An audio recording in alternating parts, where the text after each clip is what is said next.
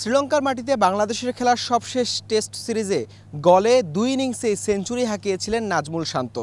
সেই সিরিজের শেষে হুট করে অধিনায়কত্ব থেকে সরে দাঁড়ানোর সিদ্ধান্ত নেন এই বাঁহাতি ব্যাটার। তারপর 3.5 মাসের একটা বিরতি, বোর্ড কর্তাদের সাথে দফায় দফায় আলোচনার পর আরও একবার টেস্ট অধিনায়কের টুপিটা মাথায় তোলেন শান্ত। প্রত্যাবর্তনটা হলো আয়ারল্যান্ডের বিপক্ষে এই সিলেট টেস্ট দিয়ে, যেখানে সেঞ্চুরি দিয়ে নতুন অধ্যায়টা রাঙিয়েছেন নাজমুল শান্ত।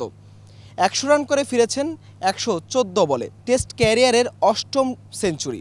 সেই সাথে অধিনায়ক হিসেবে পেয়েছেন 4র্থ সেঞ্চুরির দেখা। চলতি বছর টেস্টে শান্তর পরিসংখ্যানটা একটু দেখা যাক। 8 ইনিংসে 500-র বেশি রান করেছেন, যেখানে আছে 3 সেঞ্চুরি আর 1 50। তবে দেখার বিষয়ে গড় 74 গড়ে ব্যাট করেছেন এই টাইগার অধিনায়ক। সবশেষ 5 ইনিংসে যার আছে 3টি সেঞ্চুরি। স্পষ্টতই দারুণ ছন্দে আছেন লাল বলের ক্রিকেটে শান্ত। এই সিলেটে নিউজিল্যান্ডের বিপক্ষে 2023 সালে অধিনায়ক হিসেবে অভিষেক হয়েছিল শান্তর, যেখানে পেয়েছিলেন সেঞ্চুরির দেখা। আর সেই টেস্টেই জয় পেয়েছিল বাংলাদেশ। এই সিলেটে 4 টেস্টের 3টিতেই হেরেছে বাংলাদেশ, একমাত্র জয় সেই নিউজিল্যান্ডের বিপক্ষে। 2 বছর পর আবারও আয়ারল্যান্ডের বিপক্ষে জয়ের দ্বার প্রান্তে বাংলাদেশ। সেই টেস্টে সেঞ্চুরি পেয়েছেন শান্ত।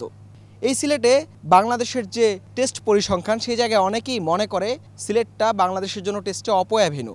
সেই জায়গা থেকে বলাই তো যায় শান্তর যে পরিসংখ্যান, বাংলাদেশের জন্য এই সিলেটে শান্তই কি সবচেয়ে লাকি। হাসান আল মারুফ, যমুনা স্পোর্টস, সিলেট আন্তর্জাতিক ক্রিকেট স্টেডিয়াম, সিলেট।